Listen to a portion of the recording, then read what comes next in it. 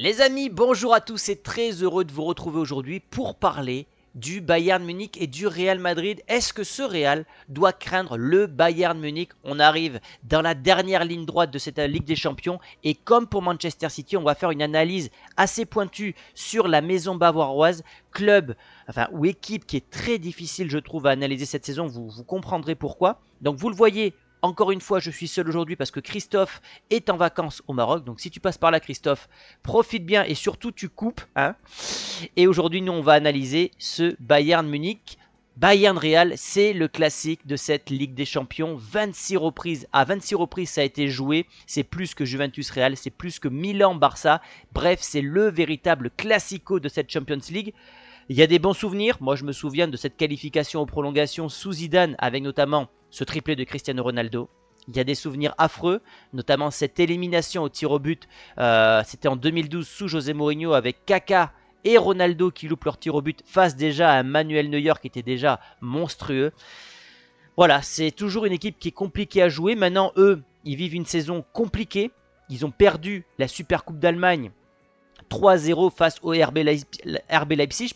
À ce moment-là, on était en train de se dire attention, est-ce que Kane n'est pas en train d'amener sa poisse à ce club légendaire? Ça s'est confirmé. Ça s'est confirmé puisqu'en Coupe d'Allemagne, pareil, au deuxième tour, ils se font sortir par un club de Détroit, Saarbrück, qui lui a fait une épopée nationale en allant jusqu'en demi-finale. Ils se sont fait sortir par Kaiserslautern, je crois qu'on le prononce comme ça. Et en championnat, deuxième, le titre revient donc à Leverkusen après 11 ans d'hégémonie à l'échelle nationale, ce qui est un record sur l'échelle européenne, du moins sur le top 5 européen. Jamais un club n'avait conservé son titre aussi longtemps que le Bayern Munich. Fin de série, ce qui veut dire donc qu'en cas d'élimination en Ligue des Champions, le club bavarois terminera cette saison par une saison blanche, ce qui n'est jamais arrivé sur les 12 dernières années, il me semble. Donc, saison compliquée. En plus de ça, on apprend que Tuchel va quitter la maison bavaroise en fin de saison. Ça a été annoncé il y a quelques semaines, quelques mois, à l'instar de Xavi avec le Barça. Même si l'entraîneur catalan a fait machine arrière et va visiblement continuer avec le Barça. Donc c'est une saison compliquée pour le Bayern. Et pourtant, ces derniers sont qualifiés en demi-finale de Champions League. Et surtout, c'est une équipe qui est très très très compliquée à analyser. Moi, je me suis posé sur les matchs des chocs contre Leverkusen, contre Dortmund en Champions League. C'est une équipe qui est d'une instabilité chronique cette saison. Et c'est sans doute pourquoi ils ont fait une saison blanche. On n'a pas retrouvé la régularité et la discipline qui étaient les meilleures qualités de ce Bayern Munich lors des précédentes saisons. Pour preuve, cette série de 3 défaites, de 3 défaites consécutives début 2024 contre Leverkusen 3-0, contre la Lazio 1-0, contre Bochum. À ce moment-là, on se dit, bon, ils peuvent sortir en huitième de finale contre la Lazio. Ils sont en train de perdre la Bundesliga. Je crois que c'est à ce moment-là d'ailleurs que Tuchel est annoncé partant en fin de saison. Finalement, ils enchaînent 5 matchs, donc 4 victoires avec des scores fleuves. 8-1 contre Mayence, 3-0 contre la Lazio avec une espèce de remontada magnifique. 5-2 à l'extérieur. On se dit, ça y est, ce Bayern est enfin lancé pour au final s'incliner pour la première fois depuis 10 ans à domicile contre Dortmund, nouvelle défaite à l'extérieur et là actuellement le Bayern est sur 4 matchs sans défaite avec notamment une belle qualification contre Arsenal, Arsenal qui était donné favori puisqu'à l'époque les dynamiques étaient totalement inverses.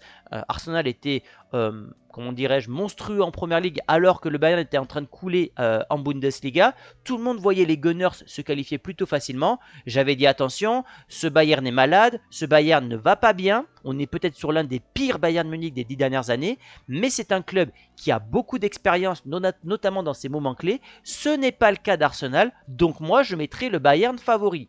Bon, j'ai eu raison, encore une fois, mais ce Bayern sera à prendre au sérieux malgré cette saison absolument compliquée. Maintenant, je vais vous partager les compositions de Thomas Tuchel sur les différents chocs en Ligue des Champions. Donc là, c'est lors de Bayern-Arsenal. On voit que Tuchel fait confiance à ce 4-2-3-1 avec notamment Musiala qui joue juste derrière Kane. On en parlera après dans les forces du Bayern Munich. On a une défense centrale qui est amenée parfois à changer. Donc là, il y a eu Eric Dyer qui est venu en provenance de Tottenham avec De Ligt. Il y a Kimmich qui est repassé défenseur droit, enfin latéral droit. Et bien sûr, Alphonso Davies au poste de latéral gauche. Et au milieu de terrain, il y a Laimer qui est devenu titulaire avec Goretzka. Et sur les ailes, il y a Sané, Guerrero ou Gnabry. Bref, une équipe qui sur le papier pue le talent, mais qui parfois s'est montrée totalement inoffensive, notamment à l'échelle nationale. Ça, c'est la même. Ce sont les compositions face à la Lazio, donc avec une défaite 1-0 et le retour où ils se sont imposés 3-0, avec notamment un doublé d'Harry Kane. Pareil, on est toujours sur un 4-2-3-1 côté Bayern Munich. Seulement, voilà, Musiala est passé côté gauche pour être remplacé par Thomas Müller au poste de numéro 10. Un milieu de terrain, Goretzka Kimmich. On n'est plus dans le prime de ces deux joueurs, notamment pendant l'ère Covid où ils avaient roulé sur l'Europe. Je trouve qu'il y a un véritable déclin de ce milieu de terrain. Et la défense avait changé puisqu'à l'époque on avait Kim et Upamecano. Donc pareil, encore une fois, beaucoup de grands noms sur cette feuille de match. Toujours le même schéma tactique opté par Thomas Tuchel, mais une équipe qui est d'une instabilité absolument effroyable. Voilà ce qu'on pouvait dire, notamment sur les compositions. Je vous ai montré le parcours en phase d'élimination directe, mais ils étaient dans un groupe compliqué avec Copenhague, Galatasaray et Manchester United.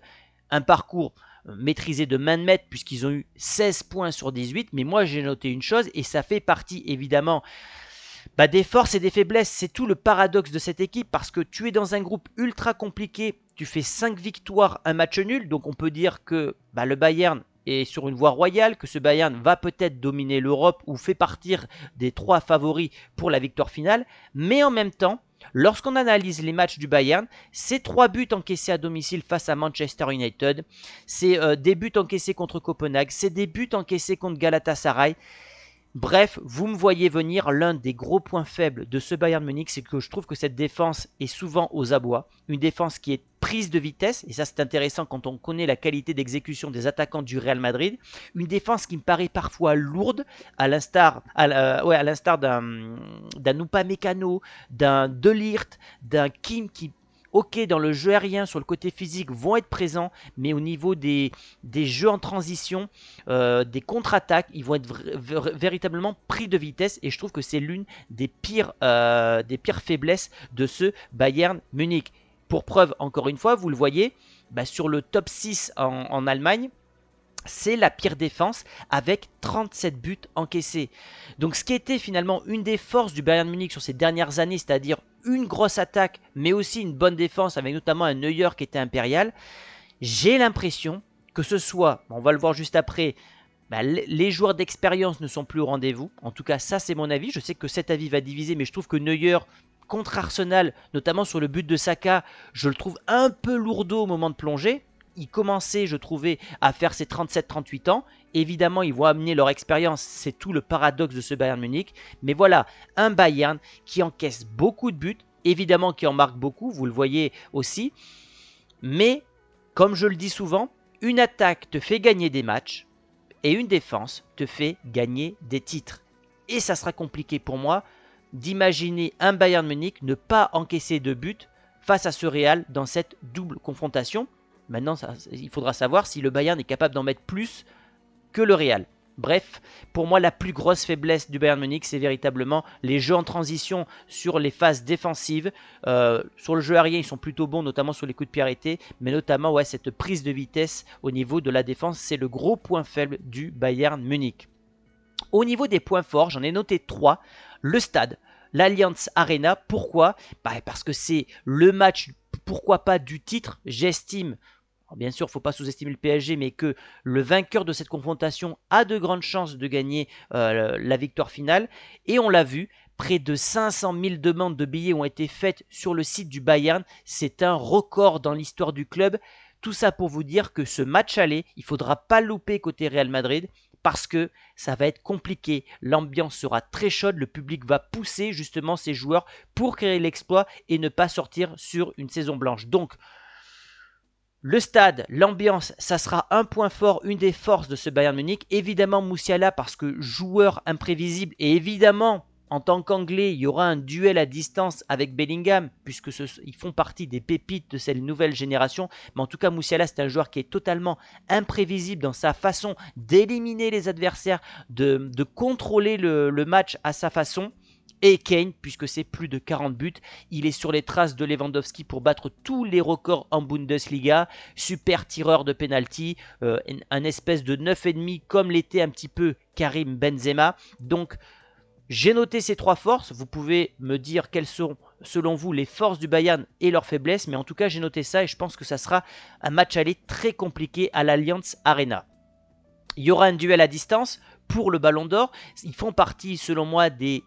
Allez, 4-5 favoris, tu peux rajouter Mbappé qui a 43 buts, tu peux rajouter Vinicius s'il fait le doublé Ligue des Champions, Copa América, mais il y aura un duel 100% anglais pour le Ballon d'Or, c'est-à-dire que si Kane va en finale et remporte la Ligue des Champions, il aura à mes yeux beaucoup de chances de remporter le Ballon d'Or. Même chose pour Bellingham qui est aujourd'hui selon tous les sites spécialisés le favori numéro 1 pour remporter ce trophée absolument prestigieux. Ce qui nous amène du coup à la partie pronostic grâce à notre partenaire Unibet qui vous offre 10 € à l'inscription plus 100 € sous forme de freebet. Ça se passe avec le lien en description ou avec le code VESTIAIR10. Bien sûr, on parie avec responsabilité. Ces jeux sont strictement réservés aux personnes majeures et ça doit rester du divertissement. Donc pariez des petites sommes s'il vous plaît. Alors je ne vais pas vous donner mon pronostic aujourd'hui, mais c'était juste pour vous partager les cotes, c'est-à-dire un Bayern favori et encore de peu contre ce Real Madrid qui s'est beaucoup imposé à l'Allianz Arena ces dernières saisons, mais ça on verra ça dans l'avant-match que je vous ferai lundi sur Chronique Foot. Donc le Bayern est favori à 2,33, le match nul à 3,55 et le Real à 2,70. Cependant, au niveau de la qualification, les bookmakers voient le Real favori, 1,50 pour le Real, 2,40 pour le Bayern Munich. Voilà ce que je pouvais vous dire aujourd'hui sur ce Bayern. Ça sera un piège parce que aujourd'hui c'est une équipe qui est sur courant alternatif. On ne sait pas quelle version du Bayern Munich on aura face au Real Madrid. Est-ce qu'on aura la version sérieuse, efficace qui a sorti Arsenal, ou est-ce qu'on aura l'équipe qui s'est effondrée contre les Leverkusen parce qu'ils n'ont remporté aucune des deux confrontations, 2-2 au match aller et ils ont perdu 3-0 au retour. Est-ce qu'on aura la version qui s'est imposée à Dortmund 4-0, ou est-ce qu'on aura la version qui s'est inclinée à domicile 2-0 contre ce même Dortmund? Bref, c'est une équipe qui est absolument illisible. Évidemment, sa force, ça sera les contre-attaques, les jeux en transition. Mais ce jeu en transition sur les phases défensives, c'est un gros point faible côté Bayern Munich. S'il y a des spécialistes de Munich, n'hésitez pas à partager votre plus-value dans les commentaires. Nous, on se retrouve demain pour la même vidéo entre le PSG et Dortmund. N'hésitez pas à vous abonner les amis si vous avez apprécié la vidéo et si vous aimez le concept. Et moi, je vous dis à demain pour une prochaine vidéo sur le vestiaire. Ciao les amis!